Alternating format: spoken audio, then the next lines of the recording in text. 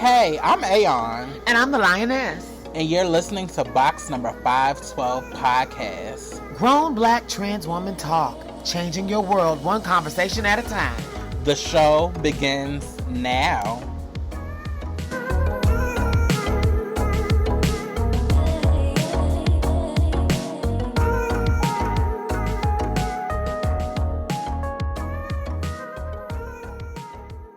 Hey y'all, welcome to episode 19 of box number 512 podcast, Grown Black Trans Woman Talk. I am Aeon. And I'm the Lioness. So let's get right into it. Let's do updates. Sis, you go first. So,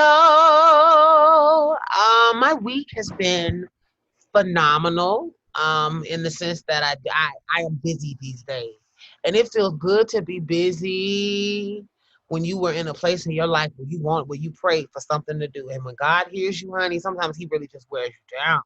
So this week has been a blessing because I'm not complaining, and it's amazing to be busy. I'm in a play here in Atlanta, and we are filming on Wednesday. And that's really exciting. I might put the play information. The play is called The Grand Transsexual Draweth Nigh. It's about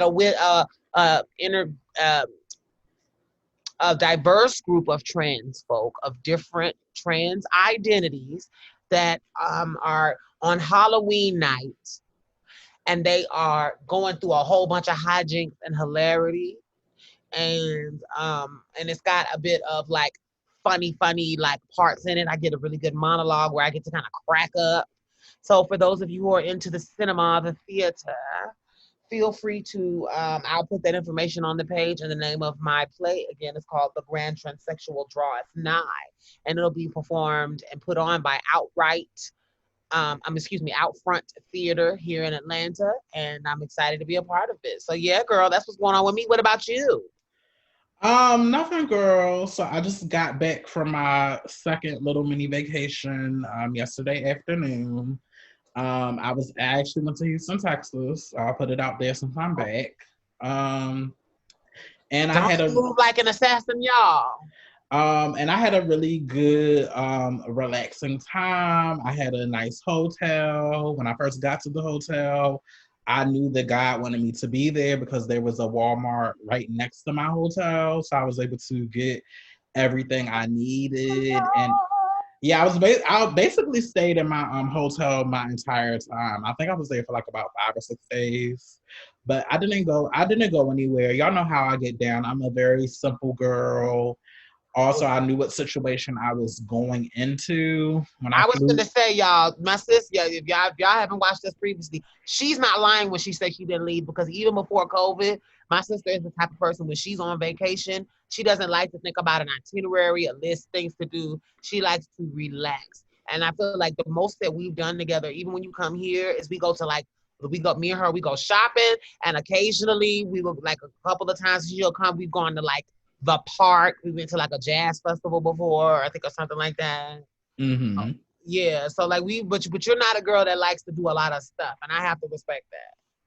I guess because my work life is so high strung that on my personal end, the life of a lawyer, you always are going places and socializing and going to dinner. So on my personal time, I just really like to chill and relax. And then I guess because I'm an only child, like I can enjoy spending time with myself and being by myself.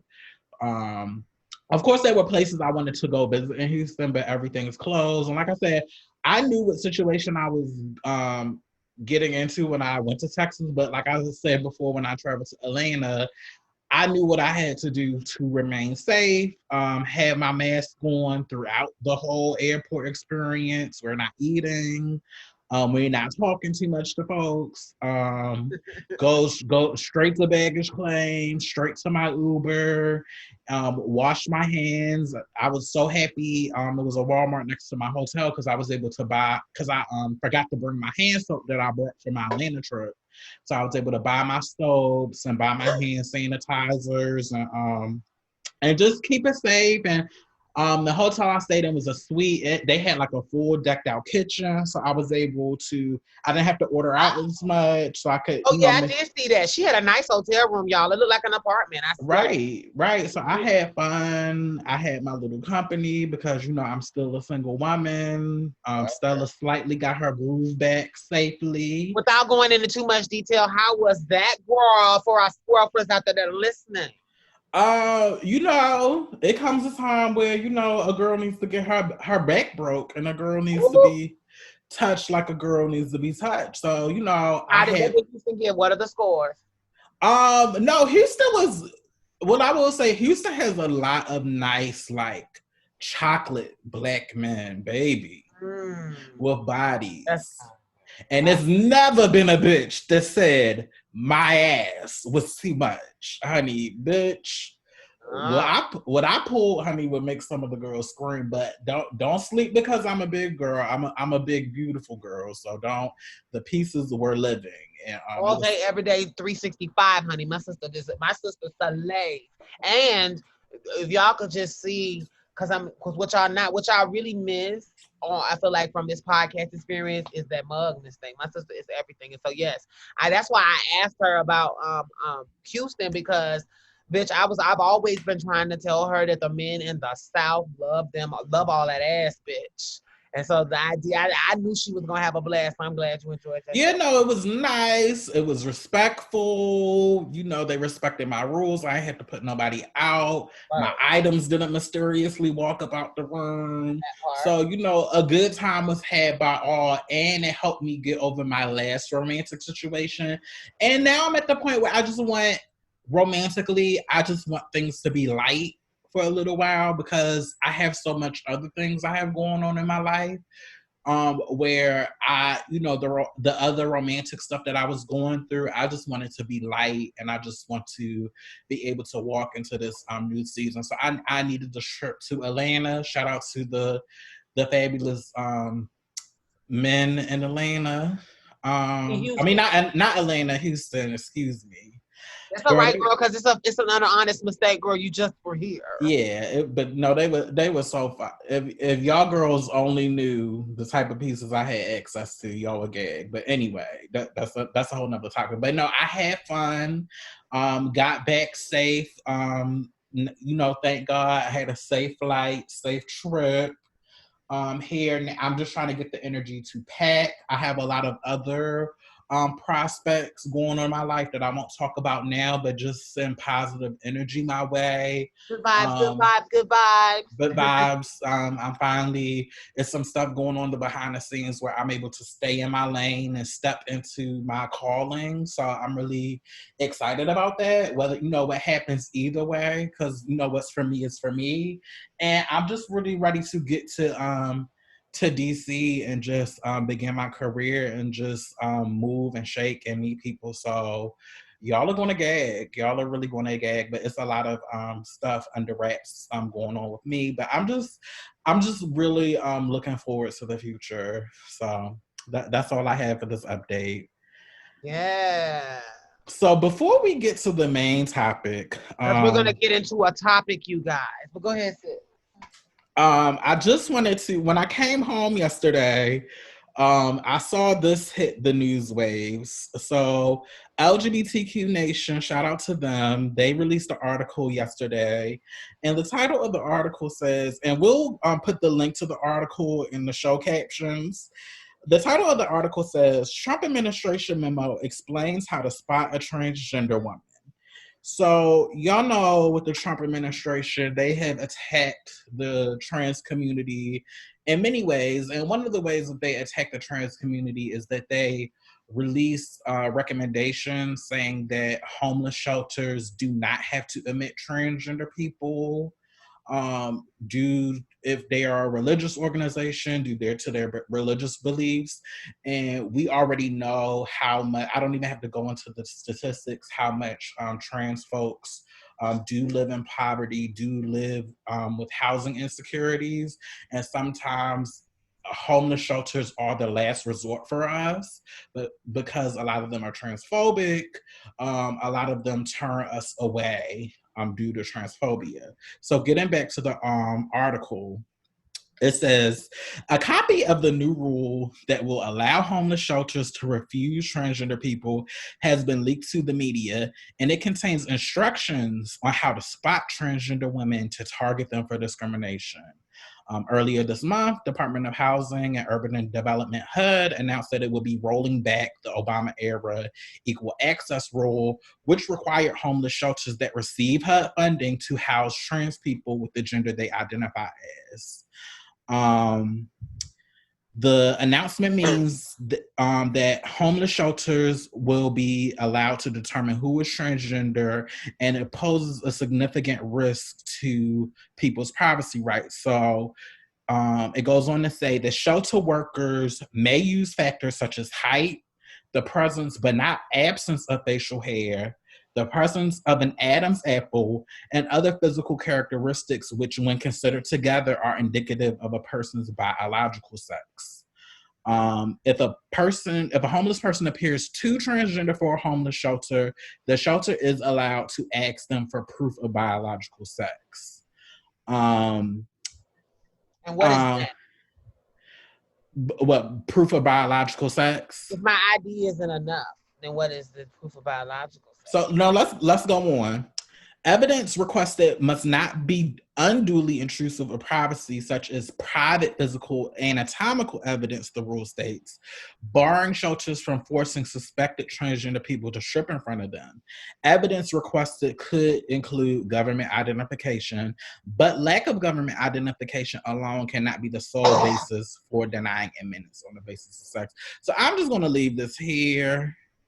Also, it should be interesting to note that Ben Carson, who is the secretary of HUD appointed by the Orange Man, once described transgender women as big, hairy men who impede the rights of cisgender women who are uncomfortable with trans women. So I just wanted to throw that in there.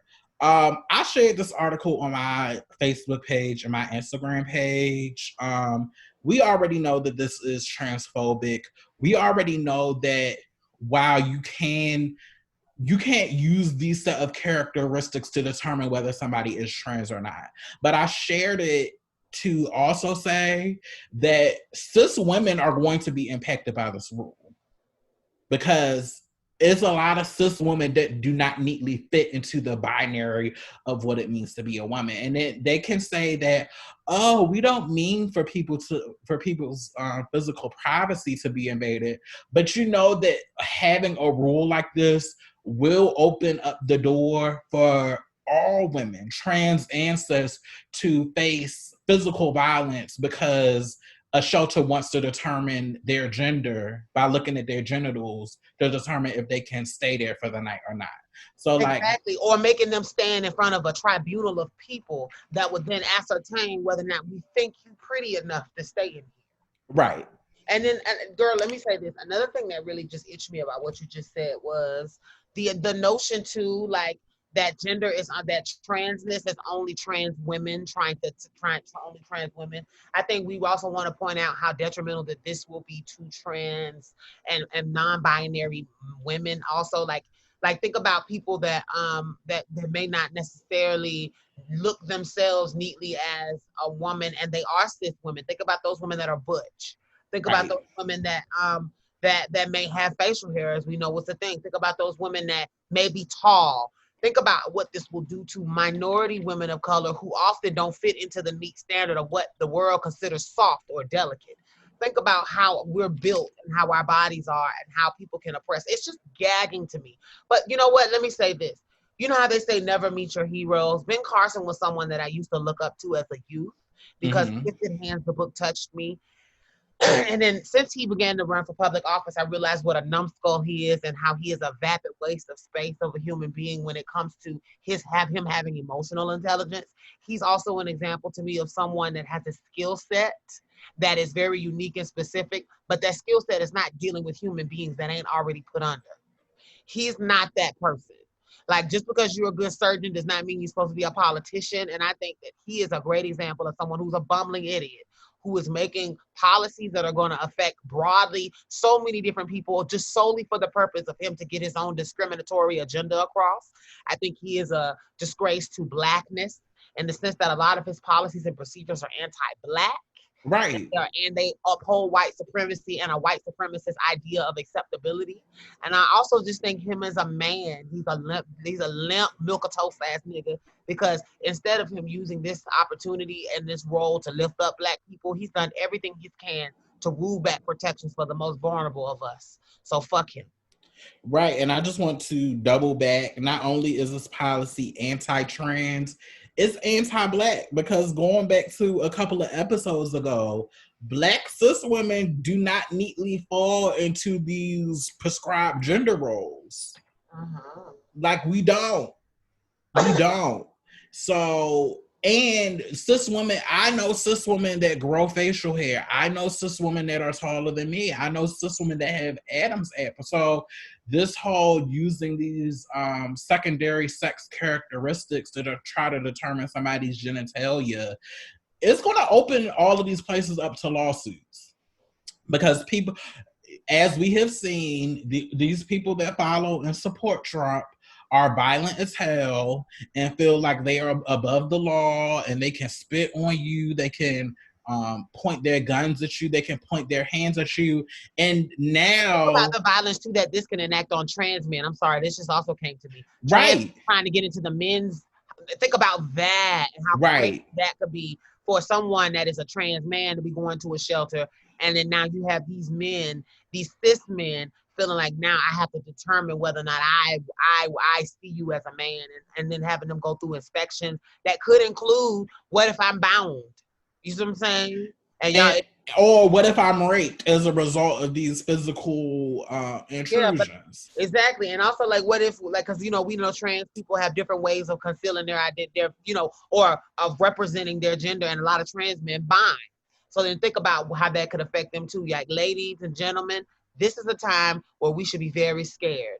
We should be terrified that we're living in a regime that is now enacting policies that allow people to be marginalized and discriminated. And then the next thing is, so then what do we do with these housing? How do we house these people that are now on the streets as vagrants, these others, these foundlings, these things we don't want, those creatures that aren't even worthy of housing? What are we going to do? They're going to lock them up. And yes, ladies and gentlemen, I'm alluding that the past can repeat itself, and that we could end up in a situation where we're in a world where people are being locked in cages, not just, and we know we're living in that world because that's what's happening at the border now. But I'm saying we could live in a world where all of the rights and rules that we think as LGBT folk are just going to happen because of the tide.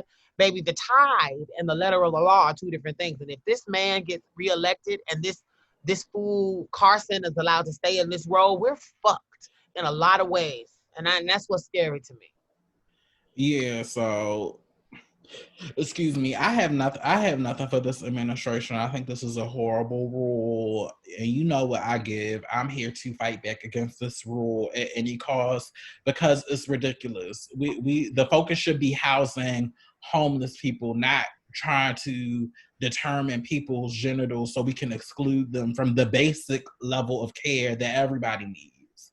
So Brianna, do you think that this will affect your, really fast before we leave this topic, do you think that it will affect the work that you're doing now? Because my sister Brianna, for you guys who don't know, she's a civil rights attorney. So how do you think that this new ruling will affect, because I'm sure there are going to be a lot of people now that are just going to be thrown out of things, disenfranchised, you know? Well, I think it'll probably be a lawsuit coming down the pipeline very soon, suing HUD actually for violating people's constitutional rights. So that's probably coming. So it won't affect what I do or what organizations that handle this type of work do in a negative way. It's just like another thing for us to challenge. Also, it's another battle. It's another battle to fight. And also,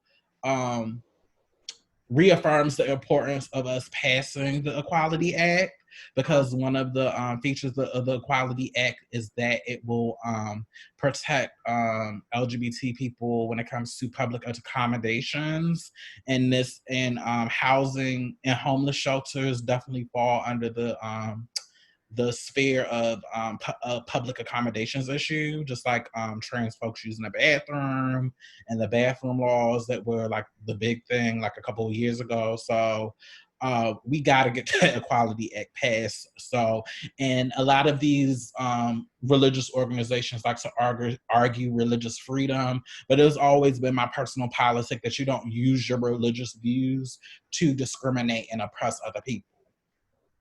So yeah, we got to get that Equality Act passed so we can really re-strengthen the Civil Rights Act of 1964 that has been eroded by so much case law, which has been strengthened recently by that Title VII decision. But we still need that Equality Act passed. So for sure.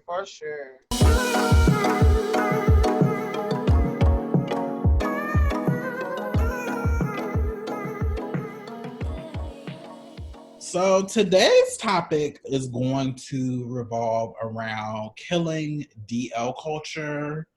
There is a movement that is going around called Boycott DL Men, and from what I've seen, it's very divisive in our community.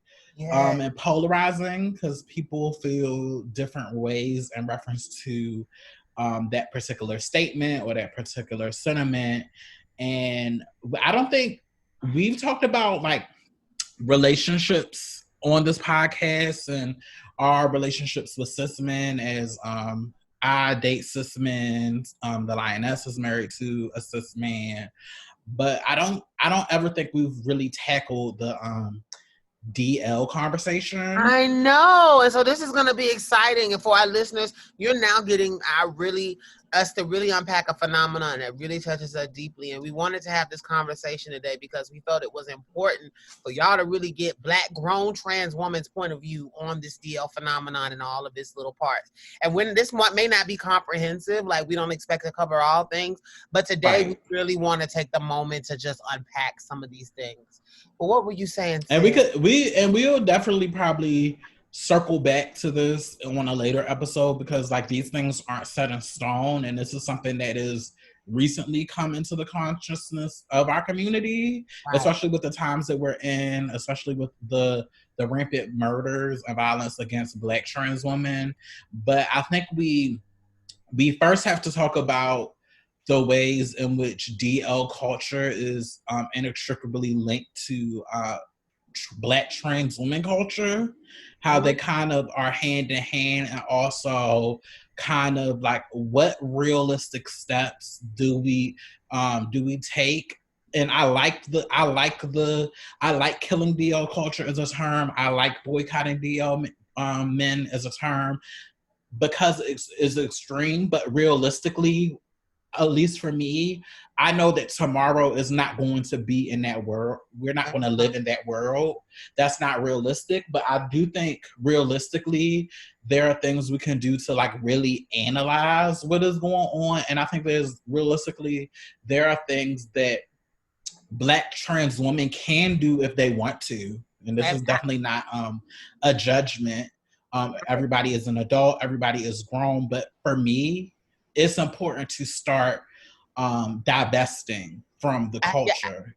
I agree. And before we get into divesting, sis, I want us to take a moment, because I can hear our listeners, some of them out there going, like, particularly for the men that may be listening that are saying, oh, this doesn't apply to me, or even the cis women that might be listening that are wondering, well, y'all keep talking about these DL. What is DL? What is this word we're using? And in the context of in this conversation, how do we define a man that is moving in DL? Because there are some men that are moving DL, that are living that identity. And before we can unpack it and talk about how we can deconstruct it, I think we need to really make sure some of these men on here know that we're talking about you. We know we have a large male listenership. Hey, fellas. This is a conversation we would love for you to lean in. Sis, I guess you can go first. Explain what DL is to you, and how you think men, how would you identify a man by his movements that is DL? So DL, from what I remember, it's kind of like always been in like Black culture, like down low, keep it on the down low, keep it hush. But I think when it became popularized and when it became synonymous with queer Blackness, particularly gay Black men, was that whole when J.L. King wrote that book in 2003. J.L. King is a Black gay man who was once closeted and or DL, who was married but was secretly having sex with other men. Ultimately, he accepted his homosexual identity, and I think him and his wife divorced, he had kids, but he wrote a book about his experiences, and he went on the Oprah show back in like the early 2000s. And the term as it's now known is associated with Black cis het appearing men or cis het performing men that secretly have sex with other men. In this particular instance, when we use DL, the term DL in trans community, and it's important to know that Black trans community and Black cis gay community, we're adjacent to one another. And we use a lot of the same lingo, and we're connected to each other. When we're having this particular conversation, and when we use DL, we're particularly talking about cis het men that that secretly date, have sex with trans women, but for all of intents and purposes, nobody knows about their trans attraction, and they still appear to the cis het world as a cis het male. Right. Okay. Do you mind if I add on to that definition at all? Yeah, go ahead. I also would like to say, so for those of you who are listening and you're wondering when we say DL, if we're talking about you, unpacking DL behavior is it's when you are made, let's say you're in that, because we understand that the men that encounter us have to go through a journey, right? And we understand that as a part of that journey, a lot of these men are not able to be their authentic self in a world where especially when you live in a world where you see the object of your desire being the object of everyone else's revulsion, being the object of everyone else's it gives them issue. They have a problem with it. And so then for a lot of men who happen to have privilege of being able to exist and navigate in a world where they are a cis person and a straight person. Yes, where they are unchallenged in how they show up in the world. Now, we know that sexuality is a pendulum, and hopefully those of you guys who are listening know that there's no such thing as being able to see someone's sexuality. So then what happens is you have the phenomenon where you have this group of men that have been taught to have shame around their non-heteronormative attraction. And how it manifests for us as trans people. They begin to engage in behaviors that are minimizing to our experience, that may also be damaging to the trust and the honesty and the things, the relationship that they're already in with a partner they may or may not actually love, because they may have gotten this partner to hide. So what you're dealing with when you're dealing with DL men, what I know is that it comes from a place of fear. Right. It comes from someone that has the inability to act, for whatever reason, to feel like they have the safe space to be on their own. So the reason why I wanted to define that is because there are some men out here that are listening right now. If you are moving and behaving in a way that is operating from a place of fear, where you are telling a trans woman, I can't date you publicly, or you're only engaging with trans people's transactionally, and you're lying about it, then you're DL. It's the lie is to me what makes that man DL. It's the behaviors that you engage in to minimize the other person's emotions and feelings and thoughts and to reduce them to a transaction. And then on the flip side, you go back home to your heteronormative life where no one knows that you have this secret, and you lie, and you may even engage in enacting policies against that community. You may even engage in doing whatever you can to show. You may be going to a church where that's preached against, but you're doing everything you can to try to distance yourself by your behaviors from the object of your desire. And even if it means minimizing or hurting the object of your desire, which is where DL can become dangerous. And we wanted to take a moment to give this definition because I feel like there are a lot of men out here that are not aware that they are moving in a DL way. If you think you need to be moving, if you feel like you're nervous about the people at your job knowing, but you're still engaging with this community and you're not being honest with your partners, you're DL. Right. If you are one of those men that goes on the internet and you go onto a dating site and with no profile picture, with no profile pictures, with no real type of conversation with the girl, you're not even really telling her about your life. You may not even be using your real name. You have DL or discreet on your profile, or you make it clear when you interact with her, this needs to be DL or you need to be discreet. The notion that you would seek someone out and then tell them, don't tell nobody, I'm discreet, means that you feel that there's shame and guards regarding our interaction. And you're telling me you have not done the work to fully integrate your identity into your real world. And now you are, to me, DL. So for those of you who are confused, when you send a picture of your dick and balls or your ass spread crack open before you even willing to send a face pic, sis, you're on the DL. You're on the DL. So for those of you who are listening to this now and you're like, I don't know if they're talking about me, I love the girls, but I am married or I have a situation and I don't know how to get out of your DL. And we're talking about you. Now, this is not to condemn your experience because as I stated earlier, there are reasons for you to be afraid to be yourself.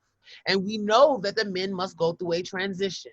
I think a lot of the men that engage with us, including my husband, were at some point, moving in a way that could label them DL. The issue that we're saying with being DL is when you're not honest.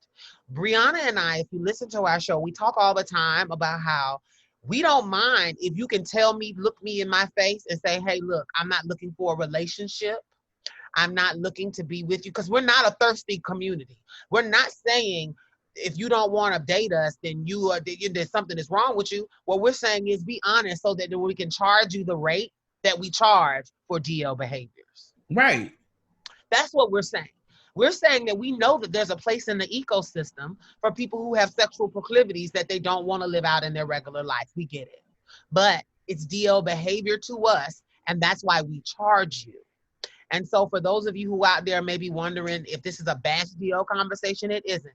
Because a lot of girls' transitions were paid for by DL men who were coming to support their business. So I'm not going to sit here and trash in that way. But what we're talking about today is when the DL becomes toxic, when you begin to lie to yourself, it's when you begin to lie to the people you're engaging with, it's when you begin to lie to your family, and most importantly, it's when you're willing to do anything to hide the lie. That's the DL phenomenon we're talking today, and that's what needs to be dismantled. Yes. So thank you, sis, for expounding upon that and explaining that out. So now I think I want to go here. So a week or two ago, there India Moore, actress from Pose, she posted a picture, and basically it was like a big red block with white letters that said Boycott DL Men. So I screenshotted it and I shared it on my Instagram and my Facebook pages. And it got a lot of positive feedback and positive responses, but it also just started a debate in community. One of those people I debated with, shout out to Diamond Styles of Marsha's Plate. Me and her had a an interesting debate. One thing I love about Diamond is I know when it comes to her and we disagree on our reasoning, but I kind of live for that because me going back and forth with her, it makes me have to come up with stronger Don't a battle sprinkle that analysis, bitch? Yeah, it makes me come up with stronger arguments to counter what she is saying. So I live for the fact that we all want the same thing. We just all have different ways of getting there. So I really live for this back and forth. I think we was going back and forth for like 4 or 5 in the morning. It just goes to show you how we're night owls. So I posted the Boycott DL Men picture. Diamond responded. It seems a little hypocritical because if I'm playing a stealth card whenever I don't want the shit that comes along with being trans. So I responded, and I'm not going to go into all of the things, but I just wanted to I just wanted to set the tone. So I said, I disagree with that premise. Physical violence, is not the only form of transphobia there are. So many trans folks who are stealth actively, sorry. I jumped down. Let me go back to the first response. My first response to her initial response, I said, Diamond, I think to equate being stealth to being on the DL is a false equivalent. Girls being stealth does not result in widespread community violence. In fact, it allows trans women to navigate the world and live authentically in their truth. I don't think the same argument can be made for DL men who are hiding to maintain privilege that they were born with. I'm ready for the debate, sis, LOL. She responded to me, they literally are stealth for the same reason DL men are, to protect privilege of seeming to be cishet. And then I responded, but I don't believe that stealth trans folks are able to benefit from the privilege in the same ways that DL cis folks do. DL cis folks can opt in and out in a way that stealth trans folks cannot. So that was basically the gist of our debate.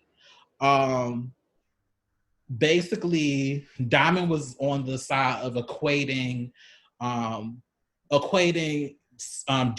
men to stealth trans women. And I guess you were trying to say that they're both a part of the problem.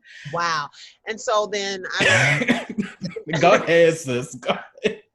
I want to say, I shout out to Diamond. Girl, this analysis is just me really just analyzing the situation, and it's not really because I actually I heard some truth in Diamond's point, but I think it's misguided in the sense that I agree with you, sis, that this is a false equivalency. It is a false equivalency because there's absolutely no way that you can look at those two groups, and even though they are engaging, so there is a possibility for people to engage in two different behaviors and for there to be two different motivations, right? You can actually have two different fears and still do similar behaviors, but they're rooted in different things. Right. One is rooted in the fear. So now, as a cis man, men in a patriarchal society are able to navigate with an unencumbered sense of safety. Because as a man, if the only you're taught from being young that no one is supposed to be able to even look at you aggressively without you being able to assert your dominance. Men are being socialized to see themselves as dominators, as controllers. And so, and they have the license in society to be given the most amount of leeway when it comes to self-expression, when it comes to the ability to get social mobility, when it comes to the ability to get economic resource, when it comes to the ability to get all of those things. And that's just what we know in a patriarchal society. When you add the fact that you're now dealing with someone that is masculine, now not just male, but also masculine and heteronormative, and they are navigating the world with all of the rights and privileges there to ascertain. What they actually have is the ability to be in a gilded cage, a protective cage, a bubble. Because as a man, I get this level of respect. I get to engage with these women. I get to engage with trans women. And I get to engage with cis women. And because I'm a man, I'm not to be challenged nor questioned. And even if this information were to get out, I'm still a man. So you even questioning me is now not okay.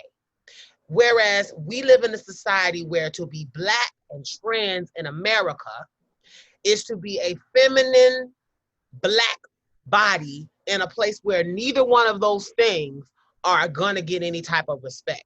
But at least for a Black award, for a cis, a normative, heteronormative appearing man, he's able to not have that second strike against him. When you're Black and trans, you have to navigate in a world where it is dangerous. There are people out here, as evidenced by videos that we've seen recently of trans women being just attacked in the street. We know that trans people are attacked on sight.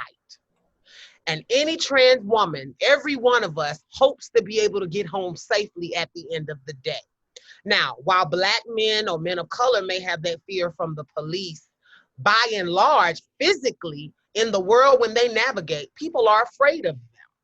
So they don't necessarily have that impending fear of being brutally murdered on sight because someone finds out they like trans people. What they're actually protecting is their security as in their place in society, the social pecking order, the caste system that they're a part of. They're trying to keep the privilege of being able to say, I'm a man and I'm heteronormative appearing and I'm masculine. And you're not gonna you're not gonna take that away from me because of what I like. So rather than you take it away from me, I minimize these other people. I'll silence and shun them. But for trans women, when we're trying to be stealth, we're actually fighting more than one societal construct. But what we're actually trying to do is find the safest route possible to get home at the end of the day, or to continue to keep your job, or to continue to navigate. And I think that it is a misnomer to categorize that as privilege. That is not actually privilege is when you can be trans and navigate in the world and be yourself and no one will bother you. Just like it is for that man that is navigating that way. Because the reality of it is when we walk in, we wear trans on our face. And we hope that the face that presented that day is acceptable enough to not be wanting to be killed. This man, if he doesn't tell anyone, he has no obligation in the world and no one will know that he likes us. So then what he's actually protecting is his ego, his male identity, and his privilege. And to combine the two and to even compare the two is apples to oranges. It is a false equivalency. So I agree with you, sister. Yeah, and I think she tried to rebut to me by saying that, like, well, stealth trans women also sit by when violence is enacted against trans women, like DL Men do. And then she pointed to the Soldier's Girl movie, which was based off a real story where a trans amorous man was beaten for his attraction or his relationship with a trans woman. But I was like, sis, point one, even if a trans woman is being problematic or is being problematic in the ways that a DL man is with their interaction to help the cause, I'm still going to have more energy for the DL man at the end of the day, because he is cis and she is not. And I'm going to circle back to that point later. Two, while I do recognize that men could face violence, let's be clear, that was a white man in the army that faced the violence. What stories have we heard about Black cis men that are trans amorous really facing violence because they were outed, other than they might have lost a job or they might have lost access to, like, that really doesn't happen for the niggas, and you know that. Even deeper, sis, in the real society, if you were to break it down and actually look at the statistical data, how rare is that in comparison to them dating us, lying about it, not wanting anybody to know, and then in order to keep their secret, they're willing to do whatever it takes, including kill someone. That's actually more common than a man, because here's the reality. Unless he's with the trans woman, he does not have, and he's not operating in some small little country town or a tight-knit group like the military. When he's navigating the world, who would know that he's trans amorous? The man at the gas station can't see that. Because if he's living and he is heteronormative and he's operating with that level of privilege or masculinity, they may not even know that about him. And so then he only has to worry about when he's around people that do know, or when he's around her. And so that even minimizes even more the risk factor to him, as opposed to the trans woman that does not have to do anything wrong, minding her business, can walk into a gas station, have an altercation with someone that can lead to a community beating her on the head for her being identifiably trans. Right. And the whole thing is because we are trans, we don't even if we are stuff, when we're found out, we don't get to opt in and out of cishetness like DL men do. They get to, and let's tackle this point now, because I see where Donna was trying to go, where stealth trans women are trying to act, or stealth trans women are trying to access the same privilege that that they're trying to access the same privilege that cis DL men are trying to access. Mm-hmm. But cis DL men are naturally born with that privilege. That's one. So that's one. Two, I think people need to like really interrogate what stealthness means. To me, stealthness is like, at best, it's like a constructive fiction. Because if at any point you can be outed and all your privilege can just be taken away from you like that, is it really privilege? Is it really privilege? Exactly. And let's be real, even if you, because I can hear people flipping it and saying, well, the same thing with a man, he can lose all his privilege like that. Does he really?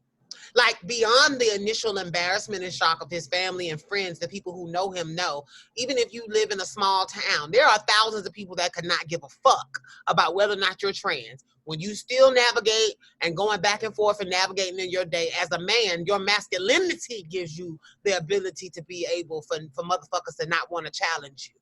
See, I think we are also not realizing the privilege of masculinity and the way that feminine bodies are policed. Violence against women is a thing. Violence against feminine Black bodies is a thing. So to equate the people that are committing the violence with the people that are being the victims of the violence is really crazy to me. That's the thing that I'm not getting. It's like, how are we conflating the two when I'm hiding who I am so that the other doesn't kill me? Yeah, I really think we as a community, we are going to have to really start to challenge and deconstruct this like myth of stealthness. Now, what I am not saying that some trans women, that the more cis that you appear, that the easier your life will be and the less violence you will have to face. I'm not saying that. But what I am saying is, you appearing more cis or your transness being less detectable does not mean that you are still not trans. And at some point, you're going to have, like, we also have to get away from the idea that all transphobia is like physical and verbal violence. Like, transphobia is systemic. Transphobia is institutional. So we are still daily interacting with these institutions, whether you have had a sex change or whether you appear to be more cis. At some point, just like with racism, just like with Blackness, it don't matter how privileged you are, how much money you have, whether you are Republican or not. Blackness is a universal experience where at some point you have to deal with racism, just like trans folks. At some point, it don't matter how real you are or any steps that you take. You, at some point, you have to deal with transphobia, and it doesn't necessarily have to be violence for it to be real. And then I kind of brought in the point, we're seeing the limits of the stealthness, because guess what? Every trans person is not being murdered and dying. A lot of us are aging, and a lot of us are stealth. But what happens when you run into health problems associated with your assigned sex at birth as an elder person, and we still live in a medical system that is binary, that prefers and privileges cis people? What happens when you are a trans woman? Whether you're post-op or pre-op, you are assigned male at birth. you are stealth. You go through your whole life being stealth. And then you start to have prostate problems. And you have prostate cancer.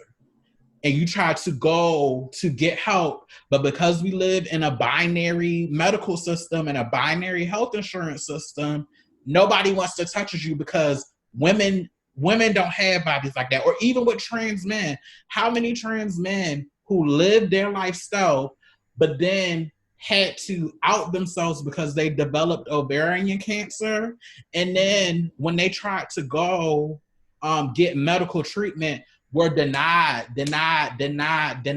Why? Because systemically and institutionally, our healthcare system is transphobic. It's a documentary about that called Southern Comfort, where the white trans man back in '99 was living stealth, then developed ovarian cancer and was denied treatment so much. And by the time that he finally got to see the doctor that wanted to help him, he was too far along from the cancer and died. Shout out to the team at Southern Comfort. That was founded here in Atlanta. So shout out to them guys. I know them personally. Shout out to that group of folks. But I want to say this too, sis. I think what people forget also is the idea that we as a community are we deal with so many multiple intersectional discrimination so much that I think sometimes you can look at a community and think that because some people that you even see in community look on the surface to have privilege, you can forget how that is only defined by the person that's willing to give them grace in the moment. Because the reality of it is, like you said, when you're Black and trans, when you're minority or when you're trans, period, there's a moment where the story has to be told, and it will be right. And you often are having to explain yourself to people that you actively lied to in order to protect yourself or what you thought was protecting yourself. Right. Now, I don't understand how you could equate the two, because in my opinion, the reason we lied in the first place was not because of transphobia, which is why the men lied. We're lying not because of necessarily transphobia or us being ashamed of ourselves or us trying to necessarily deny. I mean, there are some girls that deal with various levels of all of this. I mean, there is no zero-sum game to any of the opinions that we have. Right. But by and large, trans folk aren't never, and let's just keep it 1,000, never have the passing privilege that they believe that they have.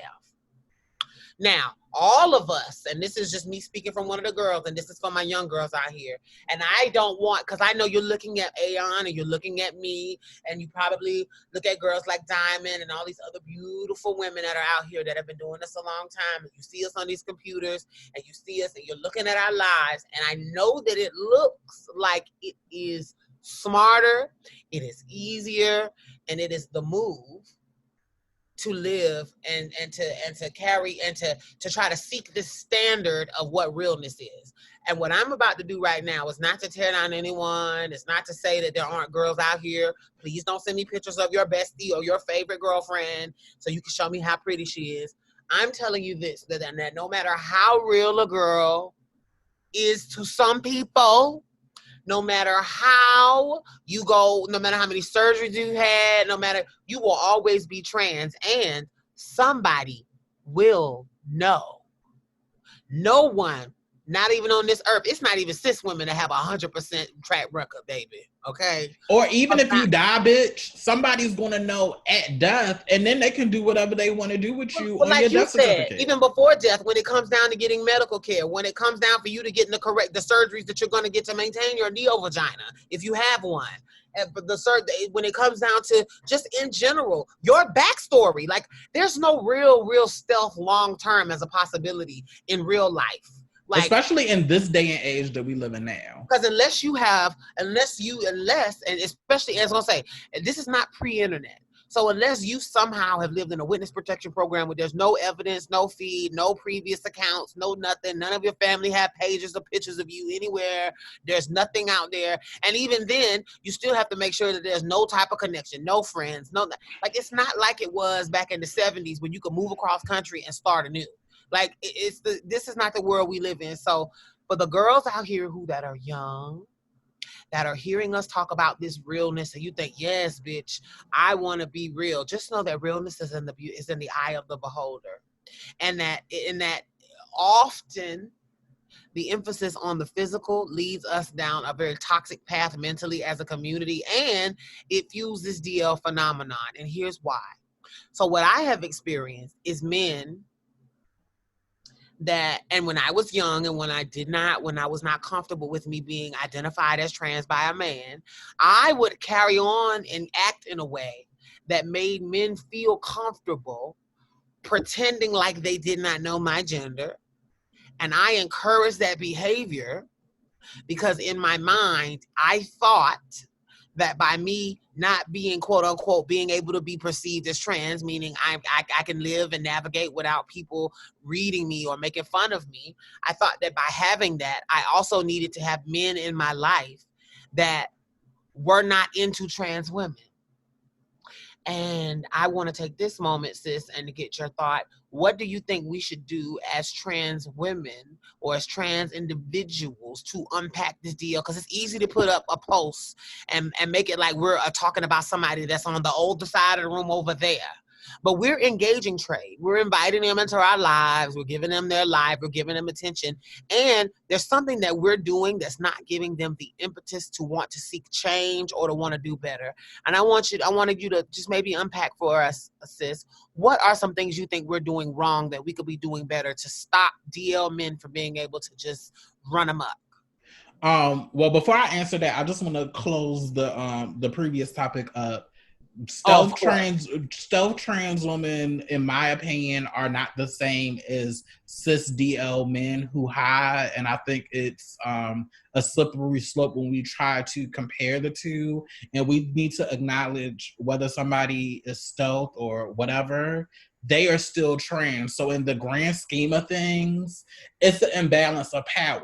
So no matter how stealth a trans person is, they will never have as much societal power as the cis man, whether he's DL or not, which is why the burden should be placed on these men to do better, to accept your truth, to live in your truth. Or even if you can't do that, stop killing us and stop being shitty to us and stop making it harder for us to live our lives. So I just wanted to put a bow on that. Going back to your question, sis, and I think I want to harken back to what I said earlier. Of course. This is a new awareness, right? So we're not going to have like the crystal clear answers to that. We just want to start a consciousness. We want to continue to build on the awareness. And I can really only start by talking about myself and about what I do. First, let me talk about my story, and I hate to be long-winded, but I just want people to just really feel where I'm coming from. Like, our culture, as trans women, specifically Black trans women, there is no way that you're not going to come in contact with somebody that cis man that is DL or discreet. It's kind of inescapable. It's kind of like, racism. It's just like they are always going to be there. It's always going to be in the room. It's always going to be in the culture. And I think if you try to be extreme or if you try to create these hard rules, because no shade, we're in a new day. A lot of us are living professional careers. A lot of us are wanting to live and lead regular lives. And a lot of us want love. I know at some point I want love. I want to be in a normal relationship. I want to be able to be with a man, and his DLness or his discreetness doesn't have to be thrown in my face, or it doesn't have to become a burden on me. I want things to be regular and I want them to be normal. But realistically, an overwhelming majority of the pool of men I meet, particularly Black cis men, they're going to be intertwined with the DL culture or whatever in some way, shape, or form. And that's just something that I've come to accept. And dealing with and I think I've also had to be honest and say how dealing and interacting with DL men in certain ways has contributed to my depression. It's contributed to my low self-esteem at times.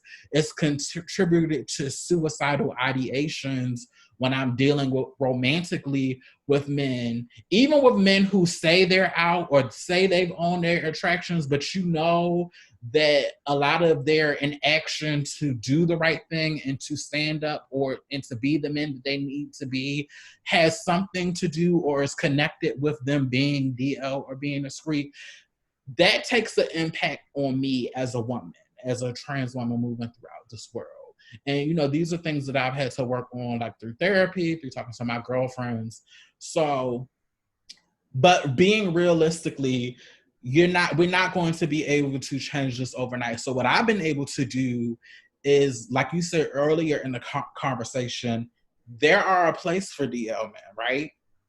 They're a place for them. Yes, I agree. At best for me, DL men, all they can ever be, no matter how suave they are, no matter how smooth they are, all they can ever be for me is like a hookup or a sexual partner. And I'm at the point now where I can accept the situation for what it is, and I can just have you as a sexual partner. And what that looks like for me is first of all, I need to be getting satisfied at the end of the day. If all you can offer is sex, I need to be getting satisfied sexually.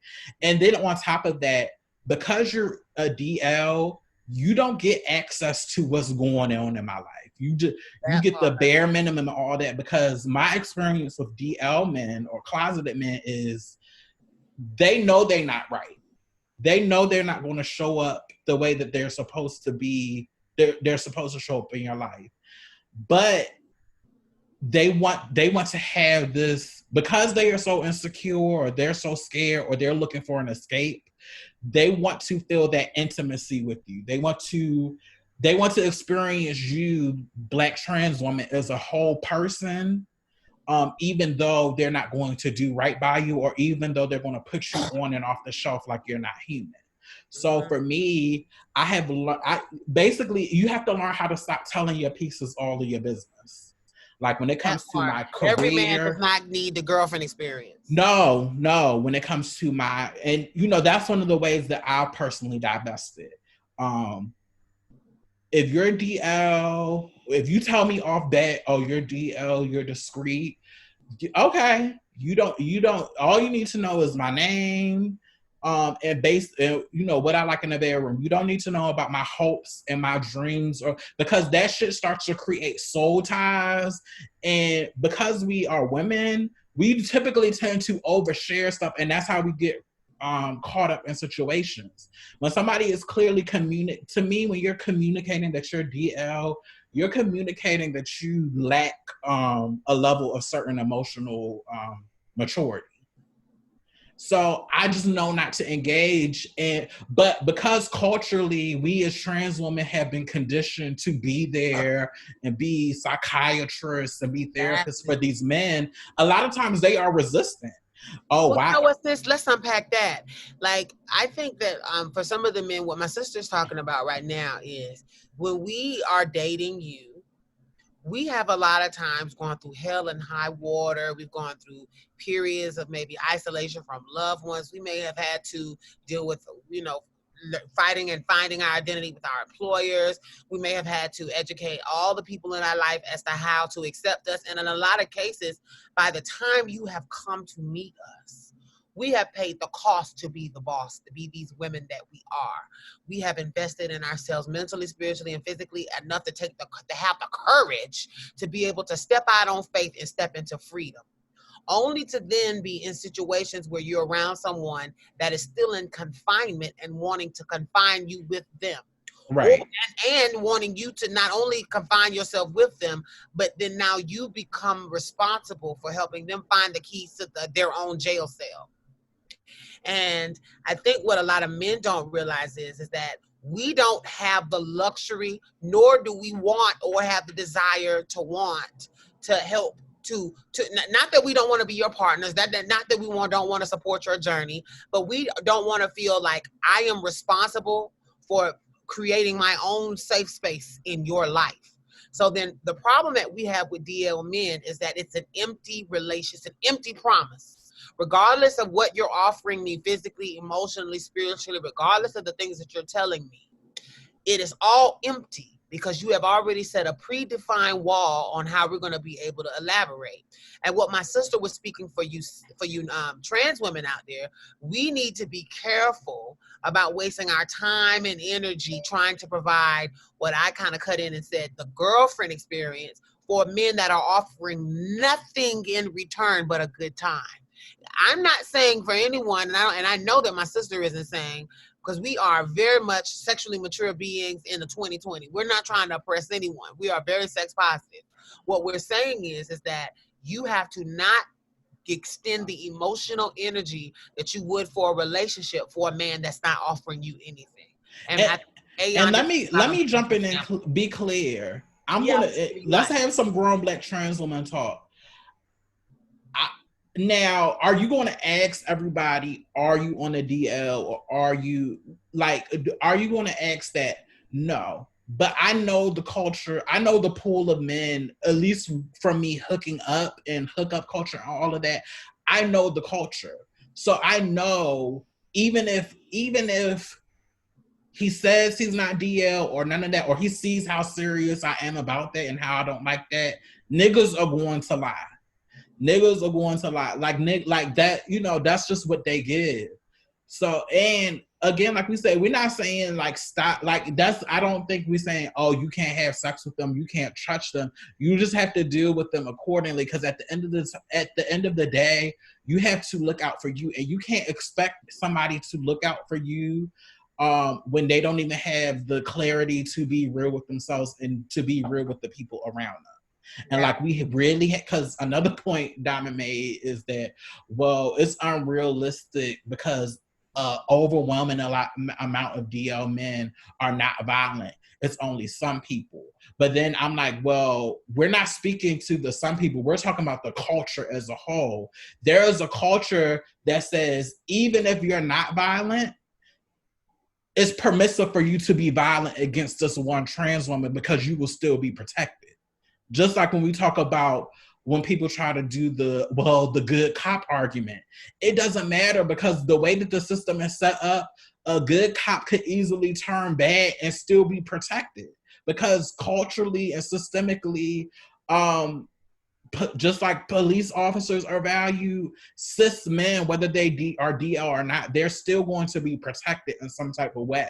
So we don't care about the individuals, we care about pushing back against the culture, because the culture is literally killing us. These niggas are literally killing these girls, not even when the relationship comes out, at the possibility of the relationship going out, after they have already freely engaged with these young trans girls in private.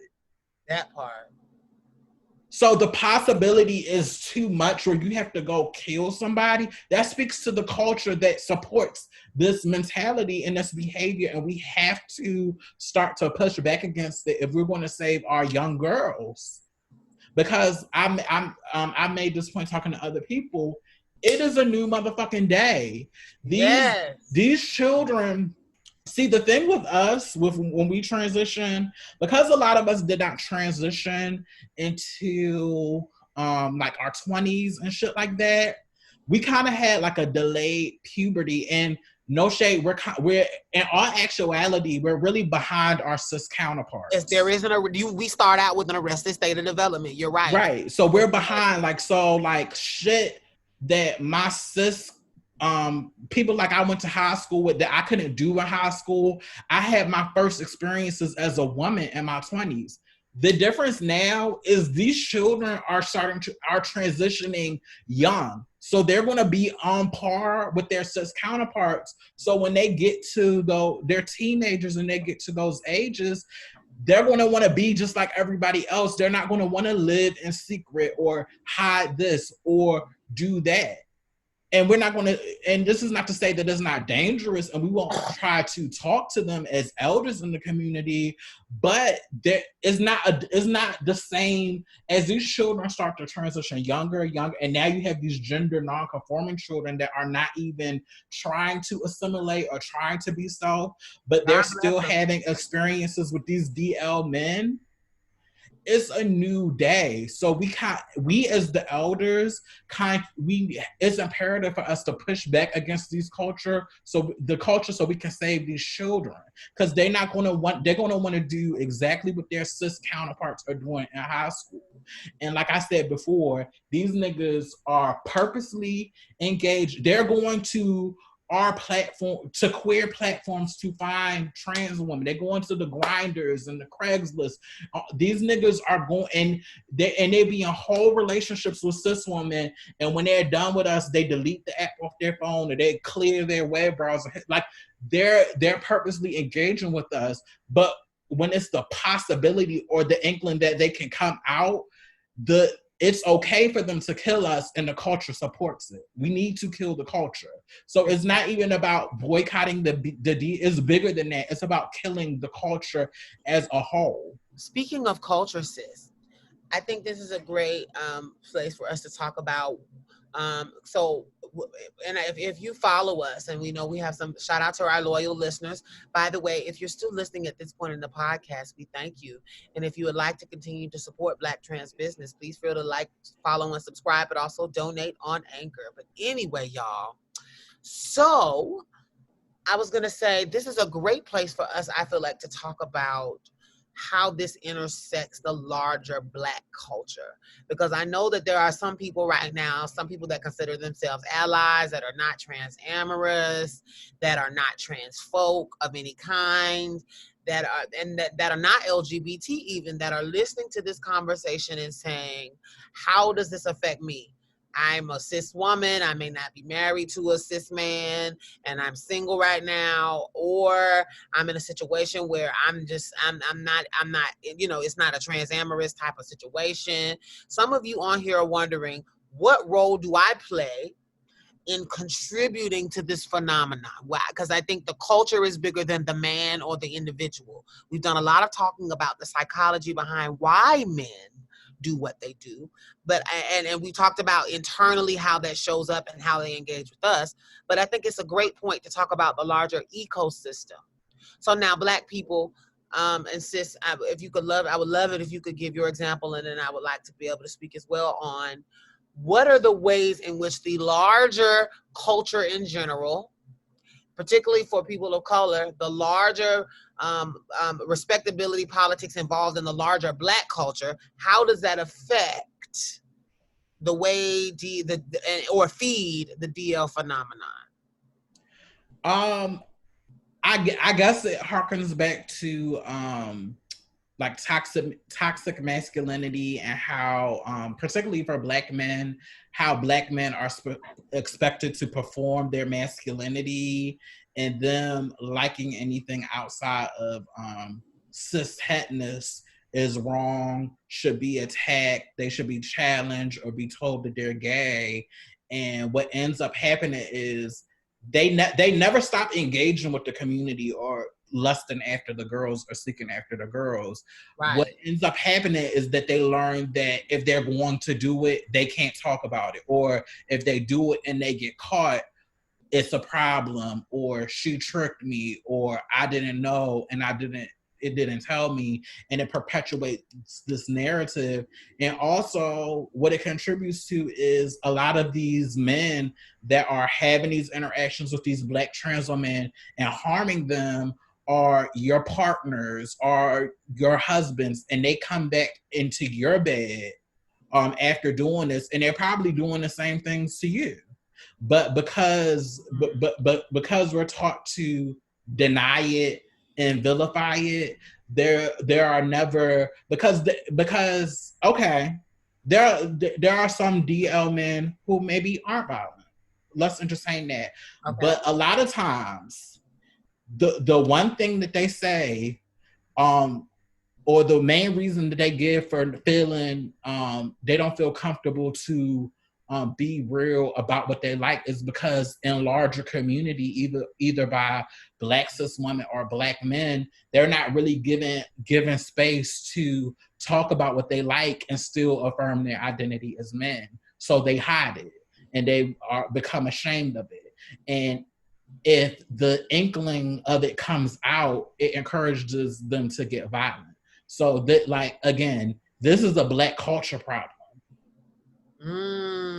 This isn't just relegated to Black trans women or them girls over there, because even though they keep us as secrets or whatever, or however they move, they're still a part of the overall culture. And they're touching every part of the culture. Even though they're not talking about their interactions with us, they're still coming back to you. And that's why I'm a little bit pushier with the men, because actually you do have the power to shift. And let me shout out to Trans Supportive Brotherhood and that movement and what they're doing with the Black. But we need to see more of that. We need to see more groups. We need to see more men stand up and be, because let's be clear, it's not just some subsection of cis Black men that date or have sex with trans women. It's a lot of Black cis men that date and have interact. Why? Because we are women. So if they're attracted to cis women, they're attracted to us, and they're interacting us, and they're engaging us, and they're finding us. Actually, we're a bigger part of the community than we get credit for. And no shade, if Black trans women share a lot of their stories, shout out to my sister Gia Love who said this, then and only then would people know how intertwined Black cis men are in our lives. Because like I said earlier in the show, if I was the type of girl that outed, and it's so many girls on social media that, and I would never out them, but it's like, oh, your baby father had him. Oh, your husband. Oh, we had an experience, because it's so they're interacting with us. So the burden should not be on trans women to continue to do the labor. That's why I'm happy we live in a time, and he's not trans attracted, or I don't know if he's trans attracted. I'm happy we live in a time where we have like the conscious leads or these other Black cis het men with these platforms that have the analysis that they probably learned from a Black trans woman. Or from watching a Black trans woman, but they have the platforms with the right analysis so that they can begin to start to push back against this narrative and bring a lot of these conversations out to the forefront. But we have to begin to look at this as a Black culture issue, and all of us on all sides have got to start divesting from this DL culture. And Black trans women, my sisters, and I made a status about this too. This may mean that some of us may be having less sex with these men, or may be having less access to these men. And no shade, that's the risk that I'm willing to take if it means that less girls will have to be murdered by these men. Like, let's have that conversation, because it's a lot of girls invested in perpetuating this DL culture. Because no shade, you do get access to fat men, or you do get access to sex, but at the end, when you look at the total sum, is it worth all of these young Black trans girls not making it to fucking 20 years old? That part. When you look at the bigger picture, is it worth that? Is it worth like, we need to start unpacking our own internalized transphobia and learning to stop prioritizing these DL men who are refusing to do the work on themselves, and stop painting men who openly acknowledge their trans attraction as tranny chasers or undesirables, because this is all connected. That part. I want to say, I think there's the unpacking the DL culture and how it applies to larger Black culture. I think we need to remember that the societal stigma that these men, that is placed on them, like my sister said, it is tied into toxic masculinity. But one of the biggest and unknown offenders or least talked about offenders of upholding toxic masculinity are women. Women, we need to talk about the way in which women inadvertently encourage their man to lie to them or to feel unsafe sharing with this unsafe, creating a space where this man feels unsafe sharing his identity with her. And here's how it happened. So we live in a world where to be defined as male, to be defined as not just being a male, but a minority of color, to be a man in society is to have privilege. But to be a minority of color is to be a man with privilege with an asterisk by it or a caveat. And so what ends up happening in our culture, we inadvertently use the same ideologies that white people use to oppress Black people and Black men and Black women and Black children and Black bodies. We inadvertently use that same logic to police our children, to police the men in our lives in a way that is upholding Massa's rule book, upholding Massa's standard that is in comparison to whiteness. So a lot of times what you will have is you will have mothers talking about gay people badly to their children, who then some may become trans, but some are also dealing with the fact that they find those people not as ugly or as disgusting as mama said. So then now these men grow up in a society where from a young age, they've heard the women in their life speak ill of femininity, even in themselves. Don't hold your hand that way. Don't sit like that. Why are you talking to him? Don't you know he gay? I don't like that. Don't know gay boys better come up in my house. I ain't okay with that. What we don't realize, Black women, is that sometimes we end up upholding DL culture by implanting in our children the seed that LGBT people are disgusting. That's where it starts. So then now when you fast forward now and these individuals have grown up, you have these trans people that have fought, that heard them lie, that got taught the same thing, but don't have the luxury of not being able to live their truth and have chosen to embrace themselves, have gone through this process. And now when they show up in this space, they're required to be who they are. But you have this deeper insidious thing that happens with the men that like us. They happen to live in a world where they know that the women around them, the women that they love so dearly, because again, transamorous men are not necessarily bisexual. So then you have these men that enjoy the company of men, but then they remember what mama said about them sissies. They remember what the world told them about those people. They remember how they look around and they see the objects of their desires being picked at.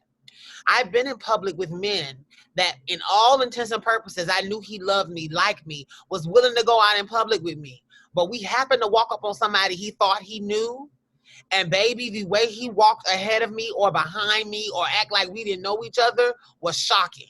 Or we were in a situation where we were in public and he was worried about me not getting through. And so then the hand drops, the way they treat you changes. And unfortunately, Black society, these men are treating us like this and carrying the lie back home to their families because there is no safe space to be transamorous in Black society today. So the way we uphold DL culture is we are telling these people they can't be themselves or they will be ostracized.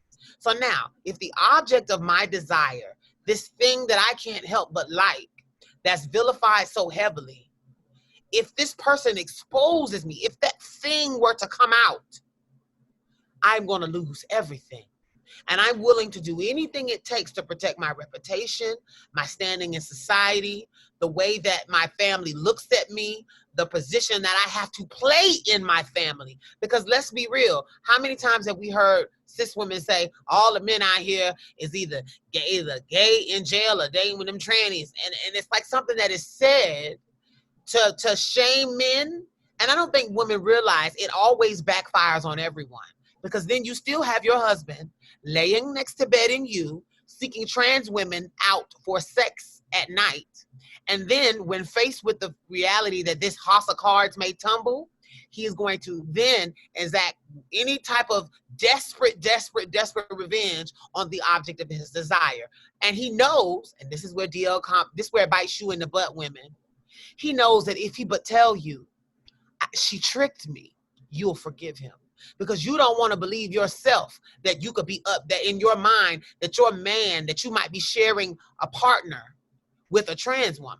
So you're going to let your ego and all of that toxic masculinity look you right in your face and tell you, she tricked me. And you're going to believe it. Because that's what's going to make you feel good. So yes, DL culture is about DL men not being honest about themselves to us and their partners and their cis heteronormative families. But it is also the world creating an environment where I would rather you keep the secret. Like the gay man in church that plays the organ, and as long as he don't say nothing, he's delivered and anointed. But the time he bring his apartment, his roommate to church too many times, now it's a problem. You knew he was gay the whole time, but you were willing to play blind. It's the same thing. You know your man looks at trans porn. You know your man. Oh, no, bitch. I need to say it just like that. Because the way that DL culture is supported is by the silence of everyone. It's when a trans woman gets killed and you know your husband or loved one or some nigga that you know may have something to do with it. And he told you, oh, it's because one of them tricked me or that bitch tricked me. Or let's say you catch your husband in a situation and you let him use that logic that they tricked him. When you're doing that, you're upholding the culture and you're encouraging them to continue to lie to you. Because if you're under the sound of our voices right now on Black Grown Trans Woman Talk, box number 512 podcast, found on all podcast platforms, if you're under the sound of our voices, we're telling you that they are not only, like my sister said, knowingly and intentionally seeking us out, but you are encouraging them to lie to you when you don't create the safe space for them to be honest about what they like sexually, what they like about us, and to not lose everything when they do say, hey, I want to date a trans woman. That should not then allow them to be ostracized in their community. So in this conversation where we're unpacking DL men, you're not exempt, rest of the Black culture. You are also contributing to the problem. Right. So I guess the what I want to leave off here with is, at the end of the day, we as trans folks can do little stuff to that. And shout out to my sister, Tona. She Tona Brown, the vocalist and the violinist, but she had a conversation with me and she was like, sis, when you date these men, you need to ask them, is their life set up to date a trans woman?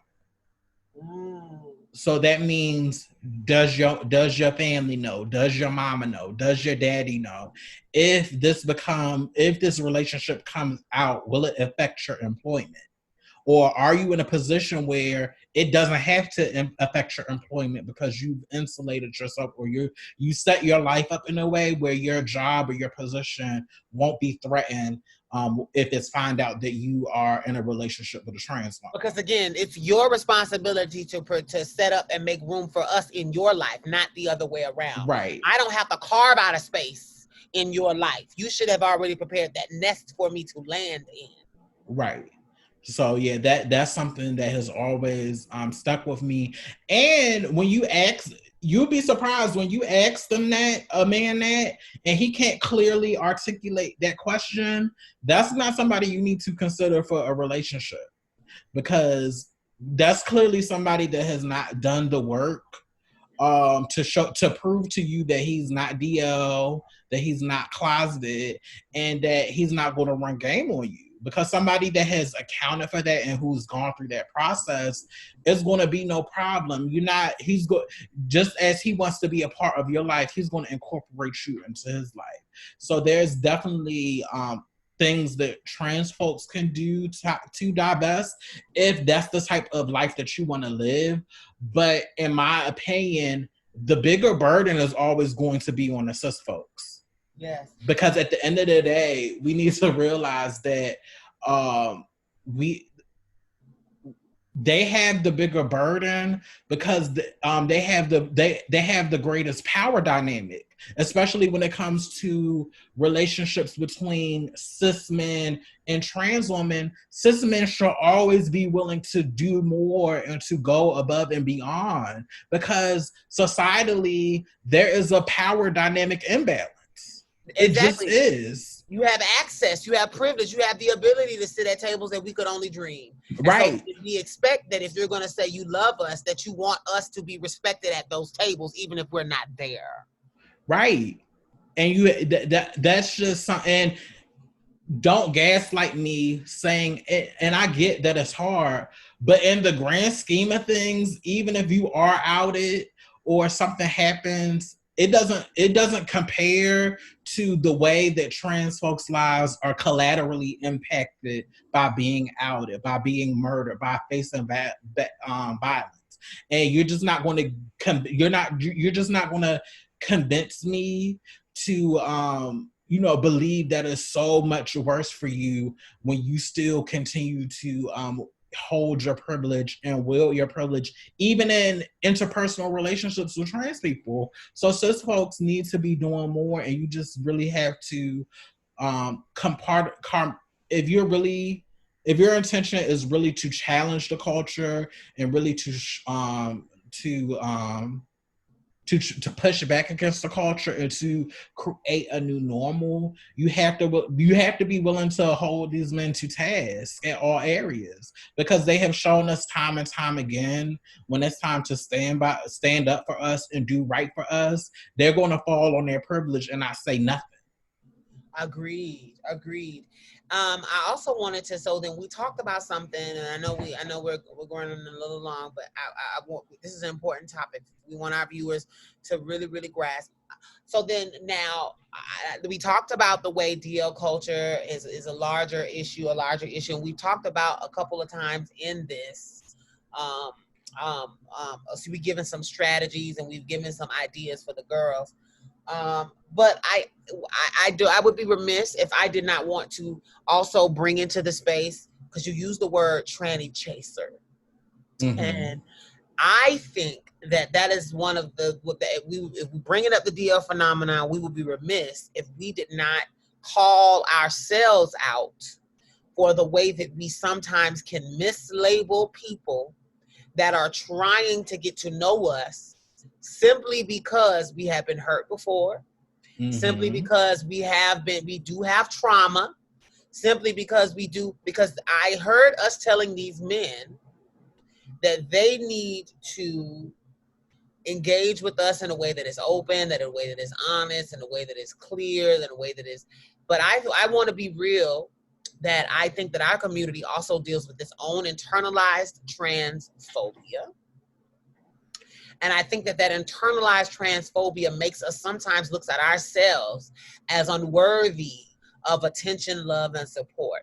So what we actually sometimes, in our quest to be these women that we are, there are some of us that approach it from an insecurity, from a dysphoric place, where they honestly feel deep down like there's something wrong with them, physically, emotionally, spiritually, and that if anyone wanted to date them, that is inherently something wrong with them. And so what we do, that word trans... Wanted to date them because they are trans women. Correct. Wanting to date them because I'm trans. Like, why would you want to date me if I'm trans? Why would you prefer? More importantly, there's a lot of trans women that have a problem with men that prefer trans women. And right. I want to just unpack that toxic mentality. So for me, I'm gonna talk first here. For me, I can say that when I was younger, and I spoke to this a little earlier, but when I was younger, I was resistant to date a man if I felt like he was into me as a trans woman, because for a myriad of different reasons. But one was, let me keep it real. I grew up in a world where HIV/AIDS, before PrEP, before all of that other stuff, was a world where people made it seem like it was a death sentence. We know now that it isn't.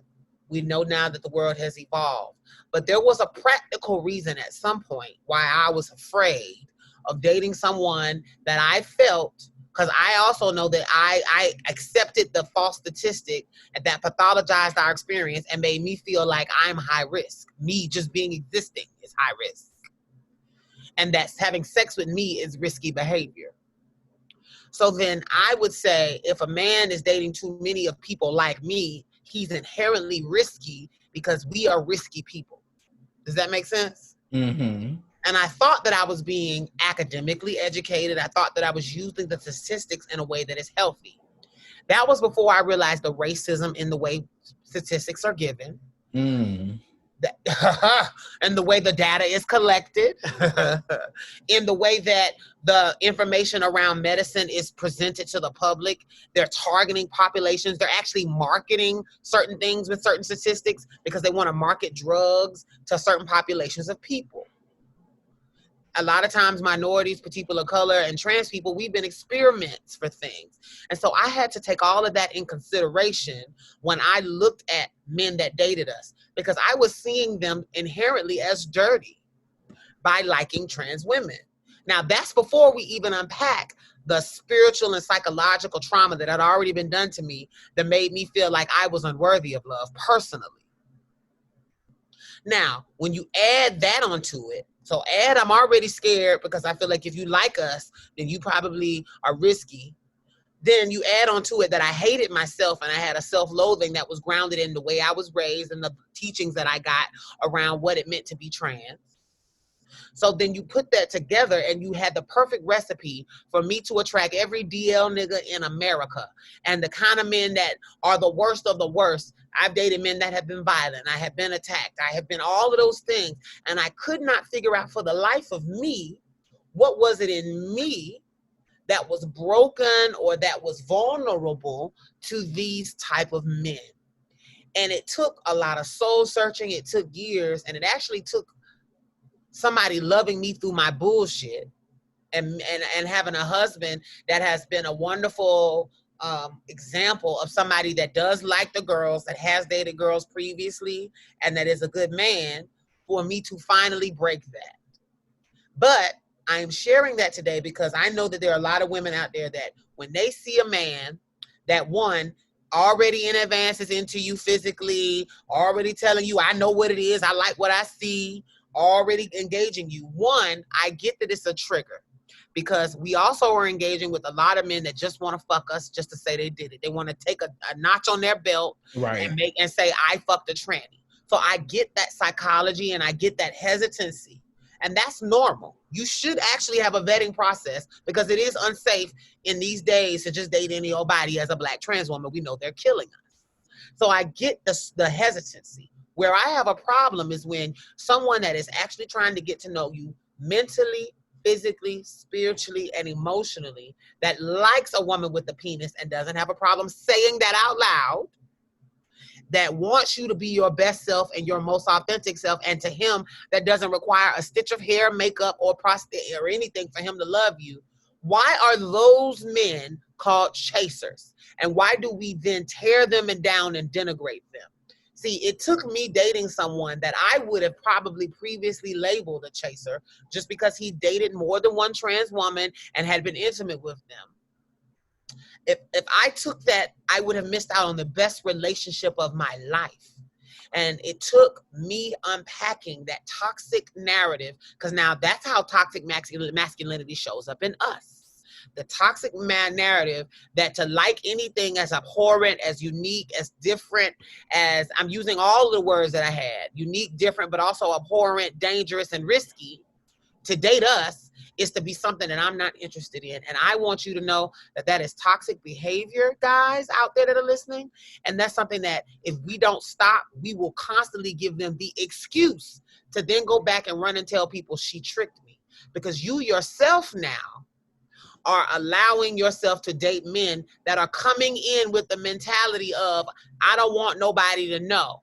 So then when he leaves up out of here, he's trying to get you to believe, he's telling you in advance, I'll do anything to protect my identity. I'll do anything to protect my identity. When you hear a man telling you, oh, we need to be discreet, we need to do this, we need to do that, and he's acting like he's real nervous, you need to know that that nervous man is telling you, I will do anything to protect my masculine heterosexual identity. And if he's not paying you, you should be very, very nervous, because that man is going to do anything he can to emotionally manipulate you or to control the scenario so that you never, ever are in his real life. And you want to be careful of that, because in your willingness to get this perfectly fine, heteronormative, nobody would know he's so, and he ain't never been with none of the girls, that mythical man y'all looking for is a myth. It's a legend that does not exist. They're going to lie to you. And once again, now they're DL to you too. Because now they've lied about the fact that they like trans women even to you. Because like cis women, you believe that it's okay to shame men for what they like. Sis, I actually don't have anything to add to that. I think that was perfect. I totally agree with that. And I feel like really hitting this culture that hitting this topic dead on. You know, everybody has to accept their accountability in the situation. And like I said, we as trans folks, we have to be willing to really work through our own internalized transphobia, because just by virtue of being in this world, we grow up receiving messages of transphobia, and that's something you essentially have to work through in order to divest yourself from this culture that is toxic to us.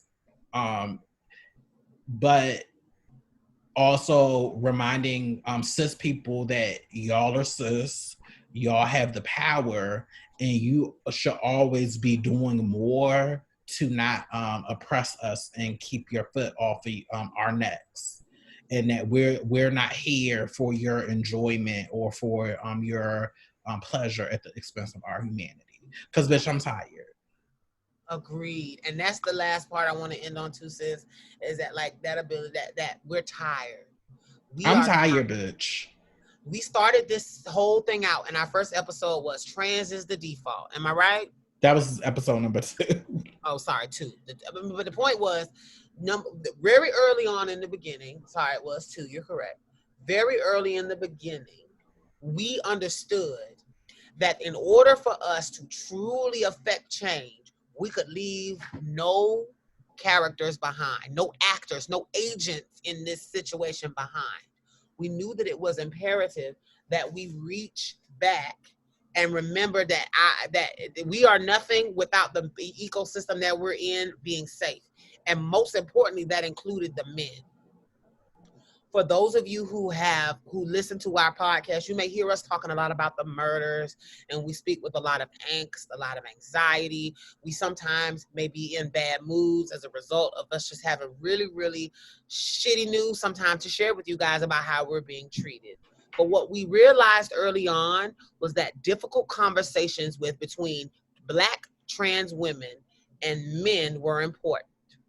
And that's why we collaborated with a podcast on one of our previous episodes to have a conversation with trans amorous men so we could get it from their point of view. And we felt like before we got into DL, we wanted to be the podcast that was extending the bridge. So many podcasts out there now are talking about the same things, and that's important. But what we wanted to do was approach it from making bridges and not dams. So if you're listening now, this conversation has been difficult and unique. But if you notice, we're providing all types of context, and we're speaking on it from an intersectional conversation, a truly intersectional conversation. And I think hopefully everyone understands that our intent is to approach this out of love. But from the very onset of this podcast, we knew that we needed to build bridges with our brethren, bridges and not dams with our larger Black community. And we also want to make sure that as listeners, you have been given the tools to be able to adequately provide for yourself as Black grown trans women. For those of you who are listening, we wanted to help you understand from our point of view tools that have worked for us to be able to transcend some of these things, these systems of oppression that seek to keep us down, today's episode was on the DL phenomenon. Stay tuned for many, many more. Sis, did you have anything to add?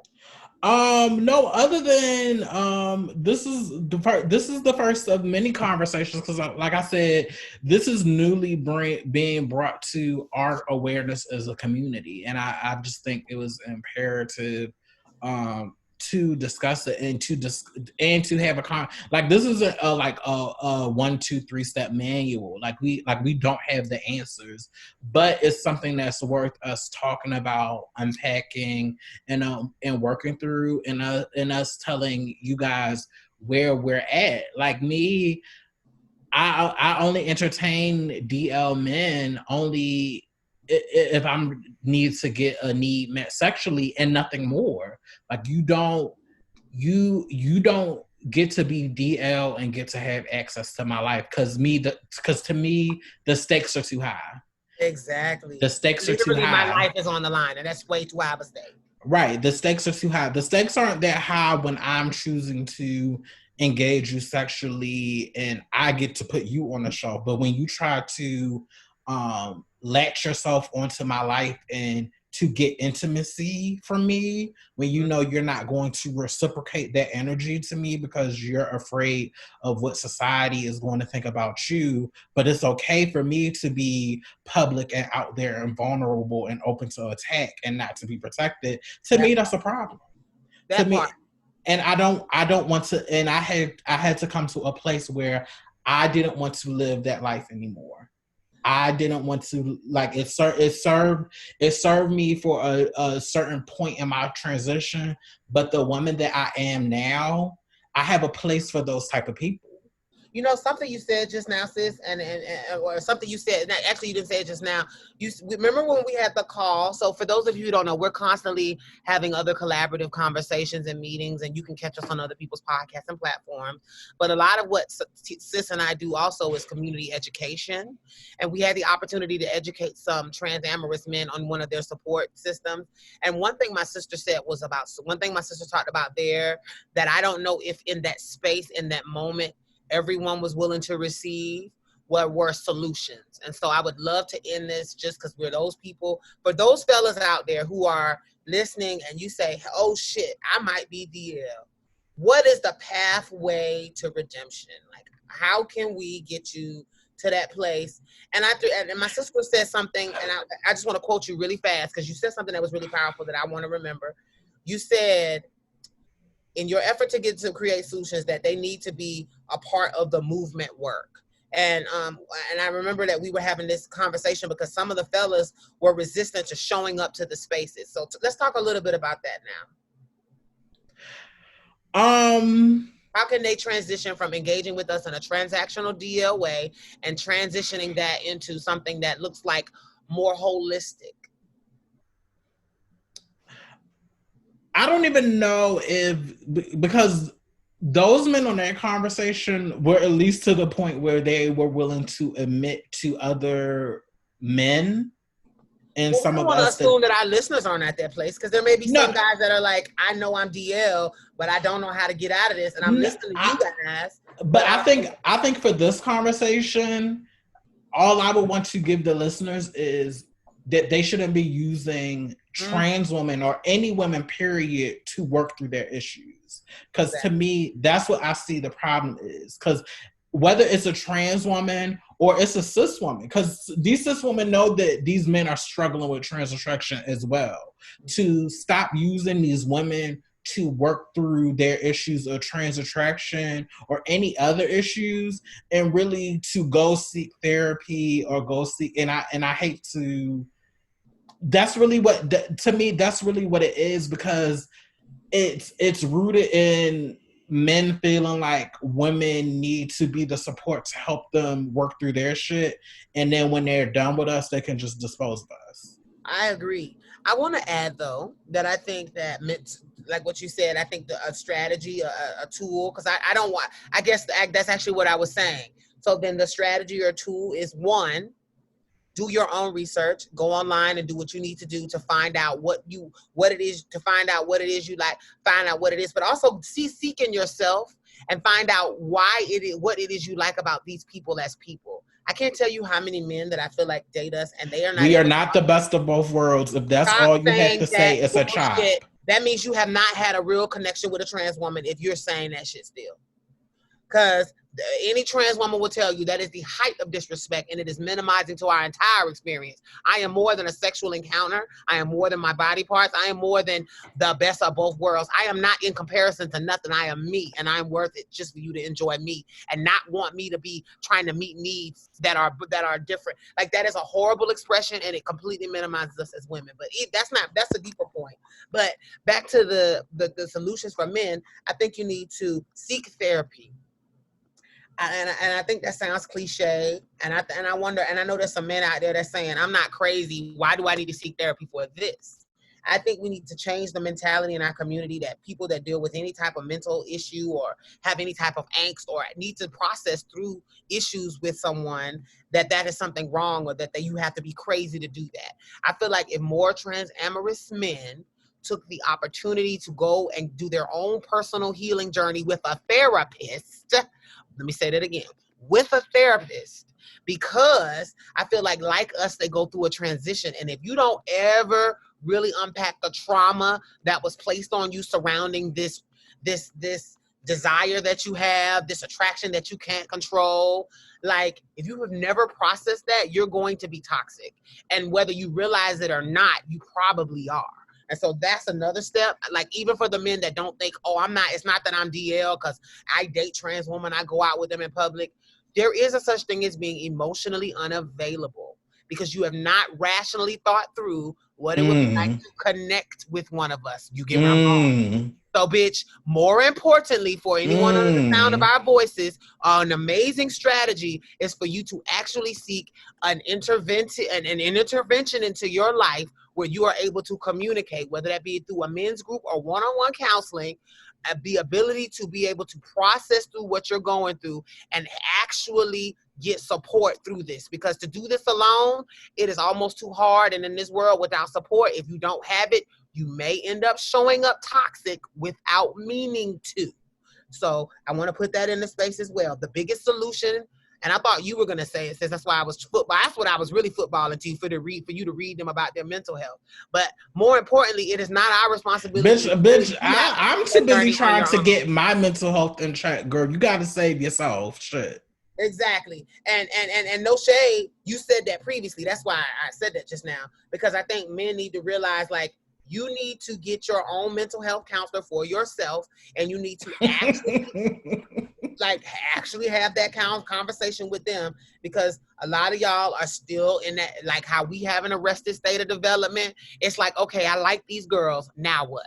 How do I show up for them in a way that is emotionally balanced, that is responsible, that is healthy, that is not overimposing, or that is not distant and disconnected? Like, getting to know someone that you've been taught to hate, loving someone that you've been taught to hate is going to take a deprogramming.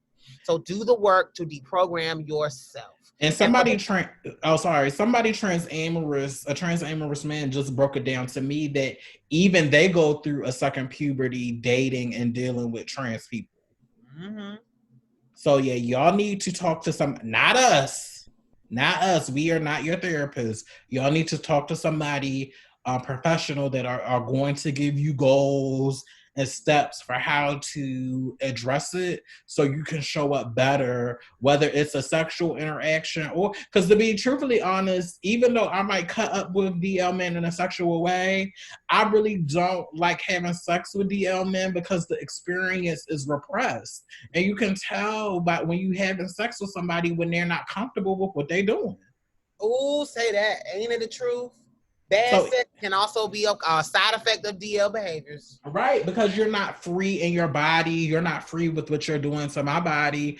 And no shade, the session is late. And the worst is when now afterwards, I have to help you process through, because we had an encounter and now you feeling awkward. And I have to help you through what does this mean conversation. Right, girl, I'm not here for that. Get the fuck out. Girl, go talk to a therapist about that. But yeah, again, stop leaning on women, cis or trans men to process your trauma. That's what professionals are for. And because y'all are men in society, it's likely that y'all will be able to make more money where y'all can afford these services over women who make 3 cents on the dollar. Black women. Exactly. So I think we can end this here. Like I said, this is one of many conversations on this topic. I'm really happy with what we were able to talk about. Make sure y'all, like I said, this is not the black and white of the conversation. Make sure you guys comment. Tell us what y'all thought about this topic. We'll most likely be discussing this on the live this Friday. So make sure y'all are sharing your opinions and letting y'all voices be heard. But yeah, we're gonna get up off here, honey, because I'm ready to turn this air conditioner back on because I'm a tad warm. Yes. Well, thank you guys for tuning in to box number 512 podcast, Grown Black Trans Woman Talk. This conversation has been wonderful, but we would like it if you could like, follow, and subscribe to us on all of our social media platforms. And we will see you guys next week. Bye. Also, feel free to donate on our Anchor page, and remember to tune in Fridays for our live after show. Bye. Bye. Thank you for listening to another episode of Box Number 512 Podcast, Grown Black Trans Woman Talk. Don't forget to go to our Anchor page to become a monthly sponsor. And also feel free to like, follow, and subscribe to us on all of our social media platforms. And also, please don't forget to rate and review our podcast. Every comment matters. And lastly, please follow and tune in for our live interactive Facebook show every Friday on Facebook and YouTube. Until next time, I'm the Lioness. And I'm Aeon. Bye.